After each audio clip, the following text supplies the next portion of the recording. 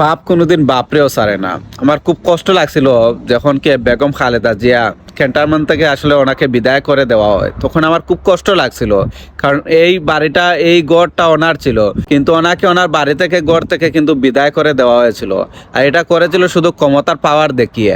কিন্তু বর্তমান পরিস্থিতি আপনারা দেখুন, যে বর্তমান পরিস্থিতি, বেগম খালেদা জিয়াকে তখন কি আপনারা বাড়ি থেকে বের করে দিয়েছিলেন, কিন্তু বর্তমানে আপনাদের বাড়িটাও তো আপনারা পাইবেন না, আপনারা বাড়িটাও আপনারা কুইজা পাইবেন না। বর্তমানে আপনাদের এই পরিস্থিতি। তো পাপ কখনো বাপকেও ছাড়ে না।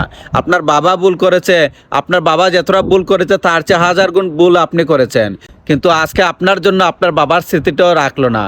কেন রাখলো না? মানুষ কেন এটা দুলার সাথে মিশিয়ে দিল? শুধু আপনার জন্য। আপনি যদি উল্টাপাল্টা বক্তব্য না দিতেন, তাহলে মানুষ আপনাকে এরকম করতো না, আপনার বাবার স্মৃতিটা মাটির সাথে মিলিয়ে দিত না। তো পাপ কখনো বাপকেও ছাড়ে না, একটা জিনিস মাথায় রাখবেন। পরবর্তীতে যে রাজনৈতিক দলে আসুক না কেন বাংলাদেশ, যেই সরকারে আসুক না কেন বাংলাদেশ, আপনাদের মাথায় রাখা উচিত, আপনারা এই জিনিসগুলো দেখতেছেন, আপনাদের মাথায় রাখা উচিত আপনারা কিভাবে চলবেন, কিভাবে ভালো হয়ে চলা যায়, এই চিন্তা আপনারা করবেন। আপনারাও যদি উল্টাপাল্টা করেন, তাহলে আপনাদের পরিণতিটা কেমন হতে পারে একবার শুধু আপনারা দেখেন।